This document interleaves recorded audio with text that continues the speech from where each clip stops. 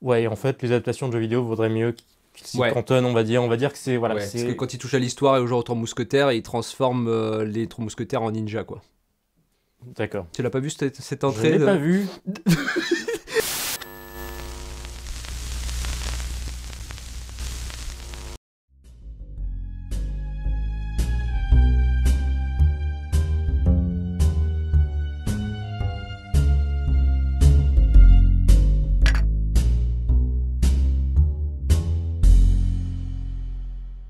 Bonjour, bienvenue dans ce nouvel épisode d'Il faut qu'on parle. Je suis comme d'habitude avec mon collègue et ami Juste Sam, le ninja breton.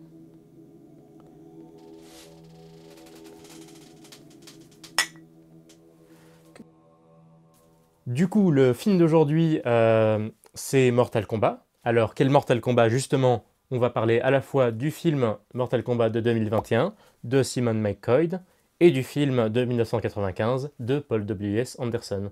Du coup, un film qui est tiré de l'adaptation du jeu vidéo Mortal Kombat. Alors, personnellement, moi, je connais surtout Mortal Kombat d'abord par rapport au film que par rapport au jeu vidéo. Je n'ai jamais joué au jeu vidéo, j'ai uniquement comme certaines personnes, vu les fatalities et les vidéos sur YouTube qui sont en boucle. Sam, je sais pas si toi t'as déjà joué à Mortal Kombat. Moi, j'ai pas joué au jeu quand j'étais petit. Je connaissais les Fatalities. Moi, je jouais plutôt à des jeux que genre Killer Instinct ou Soul Soul Calibur. Calibur. Yes. Nous, on joue avec des épées, nous. On est des grands. Lizardman. Nightmare. Et donc, ce qui fait que moi, j'ai pas été nourri à ça. J'étais pas un grand fan. Je crois que toi non plus, pas spécialement. En tout cas, pas du jeu vidéo. Par contre, après, moi, j'étais plus intéressé par contre par les jeux vidéo des dernières générations. Là, les deux derniers, trois derniers, les mêmes qui ont fait Gone Among Us, des jeux de Injustice. combat, Injustice, des jeux de combat avec les personnages de DC Comics. Et du coup, ils avaient commencé à faire Mortal Kombat. Et j'avoue qu'ils ont redéveloppé l'esthétique, ils ont redéveloppé les fatalities et tout ça, bien sûr avec des graphiques haute définition. Voilà, pour ceux qui aiment bien l'hémoglobine et la lourdeur. C'est l'humour, en fait, ça se prend pas au sérieux. Pas au Totalement. sérieux. Ouais, juste, je me suis dit, voilà, le nouveau format du jeu vidéo qui se fait de plus en plus cinématographique. Et du coup, notre idée pour le sujet d'aujourd'hui, c'est pas de s'attaquer à un, mais à deux films, c'est-à-dire de s'attaquer au nouveau film en parallèle à l'ancien. Ouais. Que ce soit sur la cinématographie et la représentation, mais aussi justement sur les symboliques, sur la façon d'aborder le cinéma, d'aborder une histoire. Quand tu fais un reboot, bah forcément, tu peux pas t'empêcher de comparer à l'original, sauf si tu l'as pas encore vu, comme moi qui ne l'avais pas vu, du coup, l'original à C'est ça. l'époque. Le Mortal Kombat de 95, ça me l'a vu après le Mortal Kombat qui est sorti cette année. Alors que moi, le Mortal Kombat de 95, c'est la VHS que j'ai détruite parce que je l'ai regardé une fois par semaine, parce que j'étais méga fan de ce film. Et même à l'époque, je savais que c'était un peu has-been d'aimer ce genre de film, mais j'assumais, ça restait mon plaisir coupable. C'est comme Double Dragon, quoi. Exactement. Pour moi, c'était Double Dragon. Total Ah Mortal oui, Kombat, moi j'ai vu Double Dragon. Et quand j'étais petit, j'adorais ce film, hein. moi aussi. La magie, des trucs comme ça, des trucs cons. Et en fait, ouais, ça vaut, ce film est plutôt, bah voilà, c'est un film des années 80. Ouais. Je savais même pas que Double Dragon c'était un jeu vidéo en Oh plus. putain, mais moi non plus. Franchement, Les... j'aurais préféré pas le savoir. C'est ça. Du coup, pour les méga fans du jeu Mortal Kombat, ne vous attendez pas à ce qu'on compare énormément vis du jeu vidéo, parce que nous, on va vraiment aborder par le Ouais. prisme du film en priorité, même si on aura forcément des références à la question du fanservice, à la question d'adapter un jeu de combat en fait. Ouais. Alors, le Mortal Kombat de Simon McCoy de 2021. Alors, est-ce que c'est son premier ou son deuxième film? C'est-à-dire, sur sa page IMDb, il a un autre film qu'il a fait avant, qui s'appelle The Nighttime Economy. Film où il n'y a aucune information, film totalement introuvable. Donc on va dire que c'est quand même son premier film notable. Et en parallèle, on a le Mortal Kombat de 1995, réalisé par Paul W.S. Anderson, qui est surtout connu pour justement des adaptations de jeux vidéo, c'est-à-dire toute la saga des Resident Evil, et très récemment Monster Hunter. Alors après, on a vu qu'il a essayé de faire d'autres films qui ne sont pas des adaptations de jeux vidéo, comme Pompéi.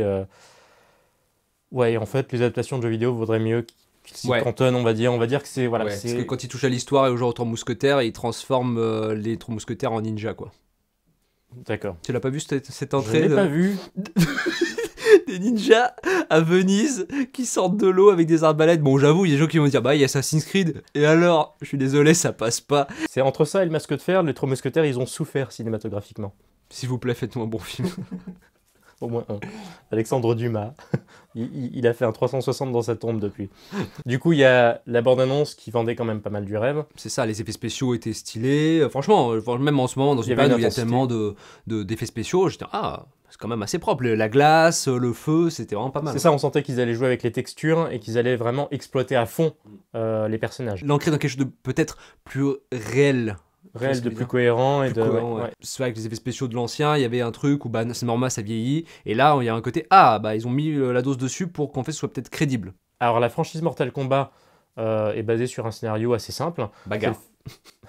Bagarre, bagarre, bagarre, bagarre. Bagarre. Bagarre, Mais- bagarre. Mais bagarre, bagarre.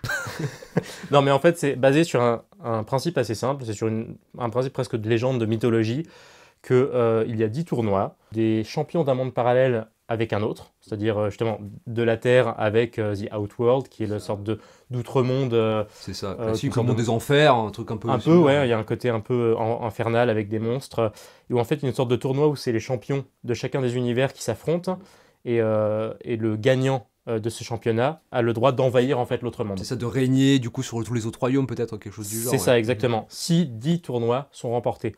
Et c'est en fait, souvent, la franchise Mortal Kombat, c'est le 10e tournoi où les 9 tournois précédents ont été gagnés par l'outre-monde. Et où du coup, là, c'est le tournoi qui décidera de la survie ou de la fin du monde des humains, justement. Ça, c'est notre niveau de connaissance, en tout cas, de l'univers de Mortal Kombat. Peut-être que dans le 1, le 2, il y en a eu pas mal de jeux vidéo. Peut-être dans les jeux vidéo, il doit sûrement y avoir d'autres variations. C'est ça. Mais la base à comprendre, c'est ça. Ils ont justifié ces bagarres-là par des combats entre différentes dimensions. Pour les grands fans de jeux vidéo, inculquez-nous, enseignez-nous, est-ce que ça va au-delà de ça ou est-ce que c'est la même chose? Moi, je suis très curieux de savoir. Oui, pourquoi pas. Je veux dire, un jeu vidéo n'a jamais eu besoin, en tout cas, à la base, d'être super compliqué pour un jeu de combat, je veux dire. Et C'est ça. c'est ce que depuis quelques années, et ça qui est intéressant, c'est que l'évolution du jeu vidéo et l'évolution des films, Ouais. en fait, est assez parallèle. Se en fait. reconnectent, oui, c'est ça. Les jeux vidéo commencent à développer de plus en plus de scénarios et de cinématographie. Et certains films vont puiser dans les jeux vidéo pour créer du nouveau cinéma. Ouais, c'est ça, dans l'esthétique, dans tout, on peut bien voir avec Matrix, avec tout ça, enfin voilà. C'est ça. Est-ce que le jeu vidéo est un 8e art? Je pense que ça dépend pas vraiment de nous, hein. Je pense que le temps nous le dira, hein, j'ai envie de Ouais. dire. Dans la dernière version, l'histoire tourne autour de Cole, qui est une sorte de combattant qui gagne son pain en faisant des petits tournois, en étant payé, je sais plus, $30 du combat, qui est un personnage qui ne fait pas partie du jeu vidéo. Tu sens la production peut-être éventuellement derrière qui te dit bon voilà il nous faut quelqu'un pour nous faire découvrir l'univers en même temps que lui, tu vois ce que je veux dire. C'est ça. Et du coup, qui va très rapidement se retrouver à avoir la marque des combattants, parce que en fait, il y a une forme d'élite, de choix en fait de qui a le droit de participer au tournoi dans le nouveau Mortal Kombat, avec la fameuse marque du dragon qui est imprimée sur tous les champions, qui peut être gagnée si tu tues une personne qui porte la marque, tu gagnes la marque. Donc ça doit être gagné, mérité ou de naissance, comme le cas de Cole. Pourquoi pas, jusqu'ici dans l'histoire, c'est intéressant. Le nouveau justement ne va pas se baser sur un tournoi, mais sur une sorte d'avant-tournoi. J'ai l'impression presque que c'est plus un film origine qu'un film sur le tournoi lui-même. Oui, clairement, c'est vrai qu'il y a un peu de ça, et il faut pas oublier qu'il y a ce lien directement aussi avec le personnage de Scorpion qu'on découvre au début, qui est donc une sorte d'assassin japonais, Asashi Hanzo, joué par Hiroyuki Sanada, Hiroyuki Sanada. le dernier samouraï, un excellent acteur Ouais. qu'on adore tous les deux. Beaucoup de charisme, beaucoup. Voilà, lui, il a juste besoin d'être à l'écran, et en fait. C'est ça. Le film s'ouvre sur ce personnage-là, de Asashi, et sur le personnage de Bihan, qui est Sub-Zero. C'est-à-dire la mythologie de ce film s'ouvre sur ces deux personnages clés. Une chose très intéressante, le fait que les 10 premières minutes, c'est-à-dire la première scène du film, elle a été mise sur YouTube, en accès gratuit, anticipé, à la Steam. Voilà, et c'est une scène qui s'ouvre, qui en fait est excellente. C'est une très bonne scène. On a la découverte du personnage de Asashi avec sa famille, qui est une sorte d'ancien assassin, on ne sait pas exactement, c'est un peu obscur.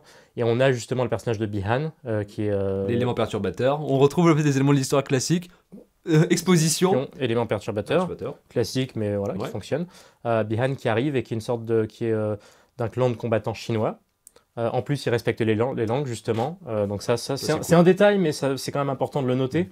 Et il arrive et en fait il tue la famille de Asashi pour détruire son héritage.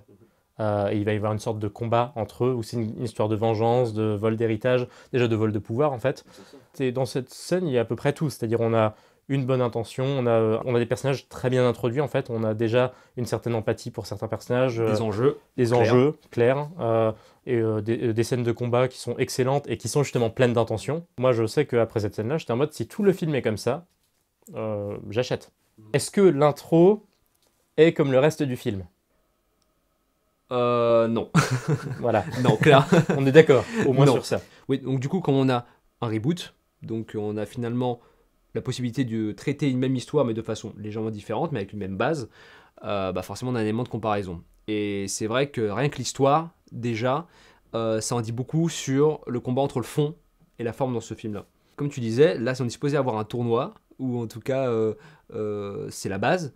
Et en fait, ce film-là est très long, il est très lent, il y a du combat, mais l'histoire prend énormément de temps à démarrer, en fait. Du fait qu'on voit principalement les héros s'entraîner sur les 3 quarts du film, mais pour moi j'ai l'impression que c'est plus une adaptation du tutoriel du jeu vidéo qu'une adaptation du jeu vidéo en fait. Ah, le bâtard. Et Même moi, j'aurais pas osé. Bah attends, pour découvrir les pouvoirs de chacun. Oui, c'est ça, c'est ça. C'est qu'en fait, voilà, il veut nous expliquer tous les concepts et tout. Il veut prendre le temps. Et en même temps, pourquoi pas? Pourquoi Oui. pas? Je veux dire qu'on en a marre aussi des films qui prennent pas le temps de faire ça. C'est ça qui essaie de mettre trop d'informations d'un coup. Mais c'est peut-être un peu symptomatique, justement. Du coup, c'est peut-être ça. C'est qu'en fait, c'est un outil scénaristique et moderne, puisqu'on voit ça avec les Avengers et tous les films de super-héros aussi des 20 peut-être dernières années. C'est tout d'un coup de ramener la psychologie au centre du récit, de rendre les personnages crédibles, parce que ça pose la question de qu'est-ce qui rend un personnage crédible au cinéma, parce qu'on parle pas de réalité uniquement. Et c'est peut-être ça qui est à la fois la bonne direction dans la première scène, et qui en même temps en fait est un écueil pas possible dans le reste du film, quoi. Peut-être aussi parce que c'est un film qui se veut absolument à franchise. Ça c'est l'erreur de beaucoup de films qui Mmh. du coup ont un côté amputé, de commencer dans l'idée que ça va fonctionner, qu'il y aura une suite. Alors que, on en revient justement à l'original, où même si l'original finit sur une note ouverte, Mhm. du fait qu'à la fin on a justement l'arrivée de l'empereur et le fait qu'il y a un nouveau combat, le tournoi se fait du début jusqu'à la fin. Et l'arc des personnages est vraiment complété. On a un film qui est unique, qui est intégral C'est en ça. soi. Le premier film était un film en soi. Il tenait de A à Z, c'était une histoire. C'est-à-dire que scénaristiquement, dans la construction, il était bien construit. On a vécu un film, on ne se sent pas douillé à la fin de dire il manque des choses. Le nouveau est totalement là-dedans. C'est-à-dire que dans le nouveau, on a... Techniquement, ils vont développer des arcs jusqu'au bout. Chacun des personnages vont découvrir justement l'arcana. C'est ça qui va en fait définir l'arc du personnage. C'est le fait que ce sont des combattants qui vont découvrir le tournoi et qui vont devoir découvrir leur pouvoir personnel, un peu à la X-Men en quelque sorte. Et le fait que techniquement, là, tout le monde va atteindre son but de ce côté-là. Mais où en soi, on n'aura pas senti ce développement et cette conclusion. Oui, c'est ça le problème, c'est que là, et on parle vraiment de quelque chose qui a à voir peut-être avec le scénario. Et c'est ça qui est difficile dans ce film, c'est de savoir quelle est la partie où c'est les scénarios, quelle est la partie où c'est les réalisateurs, et quelle est la partie où c'est la production, et quelle est la partie où c'est les acteurs. Ouais. Et c'est ça qui est le problème, c'est que dans le premier, il y a beaucoup moins ce problème-là, en tout cas si on parle que de l'histoire. Les caractères des personnages sont plutôt bien faits, les enjeux sont clairs. Finalement, le premier film de 95 est construit comme un jeu d'échecs. Oui, tout à fait. Il y a vraiment un côté, genre, on avance les pions, les personnages ont leurs enjeux qui sont clarifiés en plus directement par Hayden, donc, joué par Christophe Lambert. Saint-Christophe. Et le truc, c'est que là, dans celui-ci, je crois que pour la plupart, les enjeux sont assez flous. Il n'y a que Cole, finalement, le personnage principal, qui a un... Et même lui, en fait, son Non, nom, il n'a c'est pas pas clair. vraiment C'est pas d'enjeu. clair. Parce que Cole, justement, en fait, on sent qu'ils veulent créer l'arc du personnage qui, au début, n'est pas vraiment qui n'est pas un excellent combattant et qui va passer par des phases d'entraînement et quand même être rejeté par l'équipe. C'est-à-dire Raiden va lui dire rentre chez toi, tu n'arrives pas à développer ton pouvoir. Et à la fin, par une forme de Deus Ex Machina, alors qui en soi fait sens, le fait qu'il débloque son pouvoir, parce que ça peut être c'est un des pouvoirs qui peut être débloqué par une émotion forte, par la peur, par la douleur, et où lui, ça va être à partir du moment où sa famille est en danger, en fait. Donc, même ça, pour moi, ça Oui, ça rejoint marche. justement- Pour dire que ça marche. ça Ouais, marche. peut marcher. Mais où ça va pas être amené de façon, ça va être amené de façon un peu maladroite, et surtout où au final, le personnage ne va pas être extrêmement puissant. On n'aura pas senti le voyage, on n'aura pas compris ce qu'il aura appris, en fait. Alors que dans les premiers, c'est plutôt clair. Un peu académique, mais très très clair. C'est-à-dire, au début du film, on a les 3 personnages principaux, c'est-à-dire Liu Kang, Johnny Cage et Sonya Blade, qui se retrouvent pour diverses raisons sur le bateau pour aller au tournoi, et où Raiden arrive, et clairement leur expose à chacun leur arc narratif, en fait. où il dit justement Johnny Cage, qui est justement l'acteur d'Hollywood, qui est vu comme fake dans les journaux. Toi, c'est ta recherche, comment dire, Ce que tu d'habilité. vaux réellement. Ce que tu vaux réellement, tu recherches ça. Comment dire, Liu Kang, qui est un peu l'élu de la prophétie, qui est un peu au centre de l'histoire, et qui n'accepte pas ça, qui ne croit pas aux légendes. Et Sonya Blade, qui elle vient pour se venger de Kano, justement, qui est l'espèce d'assassin, de psychopathe, et qui elle est en pure recherche de vengeance. C'est sa mission, quoi. C'est sa mission. Et où justement, où c'est abordé de façon extrêmement claire, mais surtout efficace, en fait. C'est-à-dire que ça transpire aussi par les personnages. C'est-à-dire que Sonya Blade, dans le premier, c'est un personnage qui est forcené, qui a un caractère bien trempé, bon, elle est lourde même des fois. C'est abusé, c'est-à-dire elle a confiance en personne, elle refuse de s'ouvrir. Mais au moins son arc est clair et son personnage transpire de son arc en fait. C'est pas un très beau terme, mais vous avez l'image. C'est nécessaire pour qu'on puisse ne serait-ce que s'intéresser au personnage et qu'on puisse peut-être s'intéresser à l'histoire. Parce que du coup, une fois que c'est comme ça, le reste du film, qui est pratiquement que des combats en fait, dans le premier film, ça passe crème. Parce qu'en fait, c'est installé, donc on est dans un truc pyramidal, vers le point culminant qui va être le résultat du tournoi. C'est ça, le fait qu'au travers de chaque combat, la balance entre les forces du bien contre le mal va changer, et que leur but c'est tout simplement de faire pencher la balance du bon côté. C'est ça, j'ai bouffé ton pion, tu me bouffes mon évêque, et hop, parti C'est d'échec. ça, et puis c'est marrant parce que le fait que Shang Tsung et Raiden, ils représentent vraiment les deux extrêmes du bien et du mal. Putain, bah ouais, il y en a un qui est en blanc, l'autre qui est en noir et tout, c'est ça. En fait, complètement. Dans le nouveau, en fait, du fait que dans la première partie, ils n'ont pas clairement posé les enjeux des personnages, du coup, ça fait qu'à la moitié du film, ils sont obligés de rattraper ça en te mettant des kilos d'exposition, d'explications. On ne comprend pas l'intérêt de suivre ces personnages, du coup, on n'a pas envie de les écouter. C'est-à-dire même Sonya Blade, qui est censée être justement la femme militaire puissante avec un caractère justement bien trempé, c'est un peu une forme d'archétype qu'elle aime et qui est très valide. On ne ressent même pas ça en fait. C'est-à-dire à part le fait qu'elle sait bien se battre, et tout comme le personnage de Liu Kang, tout comme le personnage de Raiden, qui est censé être l'image du menteur, qui est joué d'ailleurs par Tadanobu Asano, qui est un acteur japonais que j'adore. Justement, il avait une intro intéressante au début du film, mais il reste en surface tout au long. On n'a aucune empathie pour lui. Et aussi, il est inconsistant dans ses règles. Et ça, c'est une chose qui est très problématique dans le film. C'est justement les bases de cette franchise, c'est d'avoir des règles fixes, d'avoir des personnages assez justement archétypaux, et de jouer avec ça pour pouvoir faire pencher l'intérêt du film sur la partie action, et plus que sur la profondeur justement. C'est ça, c'est la construction donc, du scénario et des personnages finalement, et peut-être plus basique dans le premier, mais au moins du coup ça nous permet de nous concentrer que sur la partie combat. En fait du coup donc l'avancée, c'est que c'est par le combat qu'on avance. Et des fois ça demande pas grand chose, ça demande peut-être une scène. En fait, Exactement, ça qui n'est pas de l'exposition, une scène qui ne serait pas de l'exposition. Liu Kang qui rencontre Johnny Cage, et Johnny Cage qui le prend pour un petit porteur de sac, qui lui file un billet, et lui qui montre que c'est quelqu'un qui se laisse pas faire, il prend le billet, il prend la valise, et qu'est-ce qu'il fait? Il balance la valise dans l'eau. Voilà, et là t'es installé. Oui, il y a déjà une connexion entre le personnage qui n'est pas juste une présentation, alors que justement Cole et Sonya Blade, quand ils se rencontrent, bon, il y a un échange rapide de combat et de tension, mais c'est presque de la présentation de se serrer la main et de dire bonjour, je suis Sonya Blade, bonjour Cole, enchanté, et exposition directe. C'est des problèmes où tu dis, putain, ça aurait pu être différent. Et pour pas grand chose en fait. C'est intéressant parce que le film se recentre sur le personnage de Sub-Zero, de Bi-Han, qui en fait, on l'a pas dit, mais est quand même un assez bon acteur, il se tient relativement bien. Il fait bien son rôle. Et les combats, c'est lui qui était le meilleur chorégraphe sur le tournage. Il disait qu'il allait trop vite pour la caméra et qu'il lui demandait de ralentir justement. Et où ça a l'air d'être un bon choix de casting, et ça a l'air d'être la grande star du film justement. Mais c'est le grand méchant, fascinant. Mais c'est intéressant justement parce que vis-à-vis des personnages de Scorpion et Sub-Zero qui sont les clés de la franchise, dans le Mortal Kombat de 95, Scorpion et Sub-Zero, ils n'ont presque aucune réplique. C'est-à-dire Sub-Zero n'a aucune réplique et Scorpion en a seulement 3 mots en fait. C'est ça, c'est limite si la bestiole dans sa main parle plus que lui. mais voilà, il dit juste la fameuse réplique Get over here, et c'est presque tout en fait. Mais c'est marrant, mais même de ce côté-là, alors là je vais peut-être me faire des ennemis, mais pour moi, même de ce côté-là, je préfère presque les Scorpion et Sub-Zero de l'ancienne version malgré tout. Parce que même si ce sont des personnages qui n'ont aucune personnalité, ils ont une présence qui est très appuyée. Et justement, le fait que Sub-Zero, par exemple, ne dise rien tout au long du film, mais que tout se fasse dans son combat, ses mouvements et ses expressions, c'est-à-dire qu'il ne sera pas aussi important et dont il n'y aura pas du tout d'arc, en fait, ce sera vraiment un méchant parmi les méchants, mais en soi, il sera complet. C'est-à-dire, vaut mieux faire petit et bien que grand et mal. J'aurais presque envie de dire ça. Et puis ils ont des beaux pyjamas aussi. Et on pourrait parler également justement des comparaisons vis-à-vis du jeu d'acteur, sur le fait qu'on sent que les personnages ne sont pas investis. Et pour moi, l'exemple le plus concret vis-à-vis de ça, c'est le personnage du grand méchant de Shang Tsung.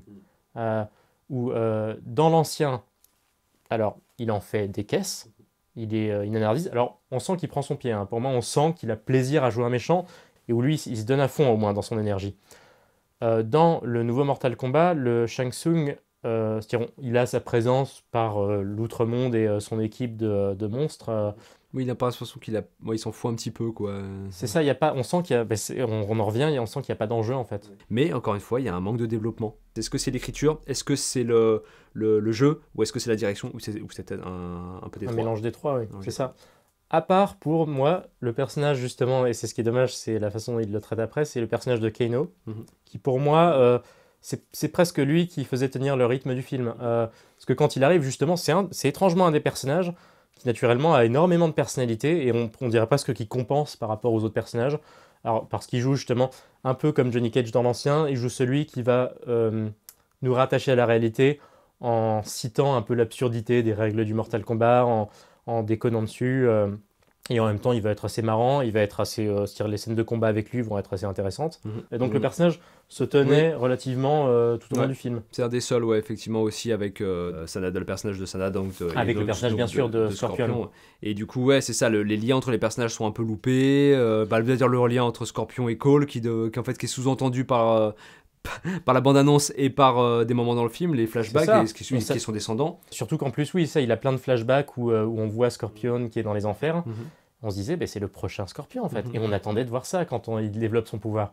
Et c'est ça qui, je pense que beaucoup de gens ont été surpris là-dessus. Je pense que quand il développait son pouvoir, il se retrouve avec une espèce d'armure en bambou et des, je sais pas quel genre de... Des tonfas, ouais. Des tonfas, c'est ça, ouais. Mais il y a même rien de vraiment unique, en fait. C'est même presque basique. Et même Goro est moins développé que dans le premier. Tout également. à fait, Goro, oui. il part, c'est un prince, il est pas juste... Bon, là, après, on s'étale sur la partie construction de l'arc narratif du film, ce qui n'est pas le but premier du film. Donc, si on met ça de côté et qu'on se concentre sur la partie importante du film, sur la raison pour laquelle on va voir un film Mortal Kombat, là, c'est dans le titre, les combats. Est-ce que toi, parce que moi j'ai mon avis dessus bien évidemment, est-ce que toi tu as apprécié les combats du nouveau? L'introduction, le combat, j'ai totalement apprécié, j'étais dedans. C'est-à-dire, autant le combat de Scorpion contre les figurants que... c'est tellement sale de le dire, mais voilà, les figurants ninja, que le fameux combat de Bi-Han contre Scorpion dans l'introduction.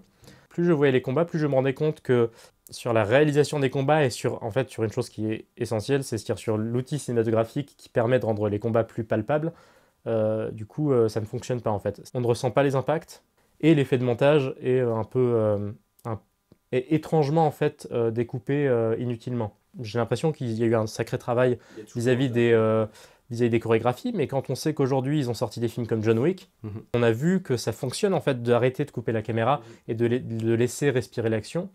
Ça m'étonne qu'un film comme Mortal Kombat ne se permette pas ça. C'est ça aussi un des problèmes aujourd'hui, c'est aussi le problème de sortir dans ces années-là maintenant, c'est qu'on a eu quand même beaucoup de choses maintenant. On est dans une autre phase du film d'action, depuis qu'il y a eu John Wick, et même les films Marvel. En fait, pour moi, il y a eu un changement avec la série Jason Bourne. Ensuite, il y a eu un renouveau avec... qui était un peu la continuité de ça, avec le Soldat d'hiver, par exemple, chez Marvel, parce qu'après, tu as eu l'enchaînement chez Daredevil, tout ça, c'était la même chose, la série, bien sûr. Et en fait, c'était vraiment très appréciable. La chorégraphie était belle, elle était bien mise en avant. Tu sentais que le personnage avait une logique et la chorégraphie suivait sa logique de comment lui se bat par rapport à son corps et par rapport à ses pouvoirs. Et je trouve que là, ce film-là passe complètement à côté. J'avoue que moi, je les ai trouvés assez insipides et assez chiants, en fait. Alors, dans l'ancien, j'ai quand même remarqué que c'est aussi surdécoupé. On a quand même un effet de découpage qui est un peu abusé, qui n'était pas nécessaire, qui, moi, me faisait un peu piquer les yeux. À côté de ça, on a l'enjeu qui est posé, donc déjà de base, c'est solide. Chaque impact se ressent. Et aussi les différentes techniques. Le fait que justement, on voit que Mortal Kombat, ce n'essaie pas d'être juste réaliste par rapport aux vraies techniques de combat parce que c'est adapté à un jeu vidéo et parce qu'on mélange le fantastique. Ça fait par exemple un mélange de karaté tout en ajoutant ses propres techniques qui sont cohérentes à l'univers du film. Donc ça c'est très bien je trouve. Dans l'ancien tu regardes la différence de combat entre par exemple Liu Kang et Shang Tsung qui ont des combats justement très chorégraphiés, qui est en fait une sorte de référence justement au cinéma de combat hongkongais et aux arts Complètement. martiaux. Et en comparaison, on a par exemple le combat entre Sonya Blade et Kano. En fait, on ressent déjà une différence de technique et du coup, ça construit encore plus les personnages et l'impact est différent et l'intention est différente. C'est-à-dire c'est déjà suffisamment riche en fait.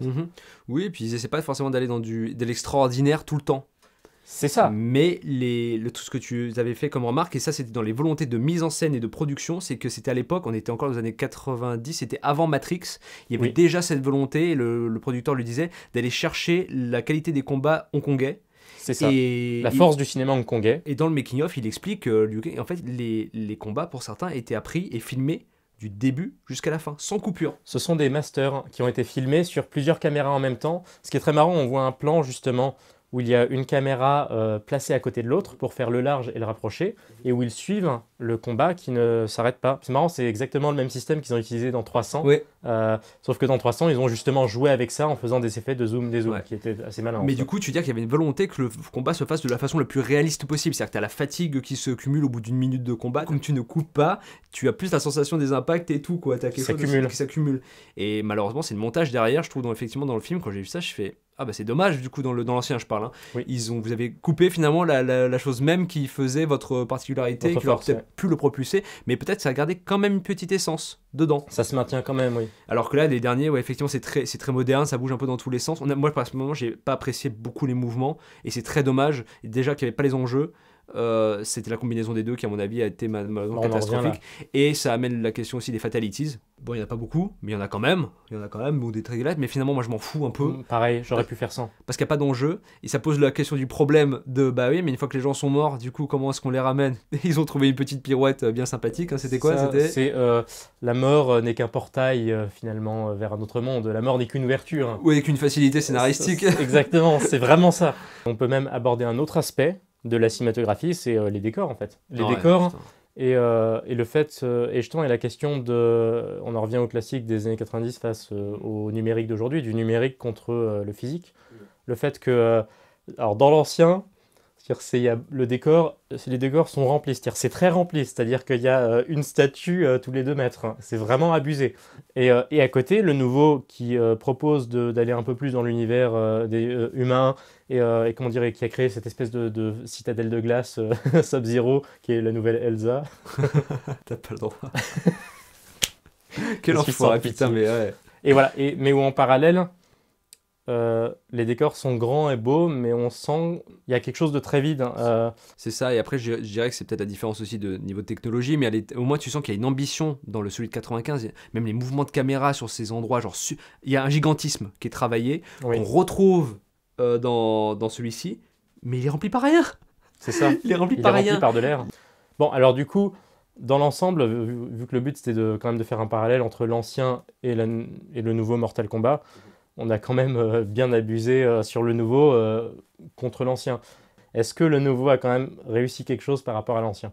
Je pense qu'il avait beaucoup de promesses, il a les moyens, en fait c'est ça le pire, c'est qu'il a les moyens de faire quelque chose de bien. Il souffre, je pense, de sa coexistence avec les nouveaux jeux vidéo, les derniers jeux vidéo qui ont ce niveau d'esthétique et ils n'ont pas ce problème justement de génération d'Unreal Engine pour faire des environnements déjà différents et variés. Et le problème, c'est que ça, du coup, dans le film, on l'attend, on ne l'a pas. Et donc je me demande si ce qui pourrait régler ce problème-là, c'est la direction artistique. C'est-à-dire que, pas au niveau du choix des accessoires, les costumes et tout étaient bien, il n'y avait pas de problème avec ça, au contraire. J'aimais beaucoup, justement, c'est ça qui m'avait fait beaucoup de promesses, c'est que le réal lui-même parlait le temps qu'ils avaient mis pour choisir même la taille ou la qualité des chapeaux, des textures et tout. Et ça, je trouve ça bien, c'est-à-dire qu'en gros, ça montre qu'ils avaient le cœur au bon endroit pour ces choses-là. Oui, tu le vois dans les interviews, même les acteurs essaient de s'investir à fond dans leur personnage. C'est ça, et du coup, je me dis qu'il y a une couille, soit en termes de temps de prod, ou dans l'écriture du scénario qui a été trop fait à la va-vite. Et je pense que c'est pas une excuse quand on voit celui des années de 95. Je pense que c'est pas une excuse de se dire ouais ce film là il est arrivé au mauvais moment ou c'est trop tard. Là il est banal en fait dans le paysage on va dire des films d'action fantastique. Il est un peu il ne se démarque pas il se démarque pas et c'est ni par sa façon de filmer les combats, ni par ses personnages, ni par son esthétique. Et c'est ça qui est très dommage, c'est que du coup ça devient un film banal et c'est très dommage. C'est un film que j'aurais voulu aimer. Moi, quand j'ai vu la bande-annonce, j'étais prêt en fait à accepter le fait que de faire un film Mortal Kombat très sérieux. Je pense que c'est faisable. Ouais. J'y crois totalement. Et c'est pour ça que je me disais qu'ils vont du coup énormément nourrir le scénario. Et je dirais que c'est presque l'élément principal qui manque, c'est le fait que ça s'est peut-être un peu trop reposé sur le fait que c'est un jeu de combat assez primaire et où du coup ils n'ont pas compensé avec le scénario. Ils auraient peut-être dû, je sais pas, enrichir le scénario, quitte à sortir justement de l'univers un petit peu. Peut-être aussi de viser le film en faisant une bonne structure scénaristique. Pour ce film-là, il y aura toujours le moyen de rajouter à la fin un truc qui amène une suite potentielle, mais de se focaliser déjà sur le film en tant que tel, et pas autre chose. Et c'est intéressant justement le fait qu'on traite ce type de films qui sont techniquement un peu plus superficiels que certains autres films qu'on a abordés et dans lesquels on va aller en profondeur, parce que ça va être des films avec beaucoup plus d'intention et de schémas narratifs un peu plus particuliers. Parce que le cinéma, c'est aussi une question de divertissement et de plaisir. Et Mortal Kombat, c'est un peu une des définitions, justement, que ce soit les jeux vidéo ou les films, de plaisir à l'état pur, de films popcorn, en fait, dans lesquels on va aussi chercher simplement un très bon divertissement, ce qui est totalement valide, en fait, au cinéma. Et maintenant, il faut qu'ils arrivent à faire les deux.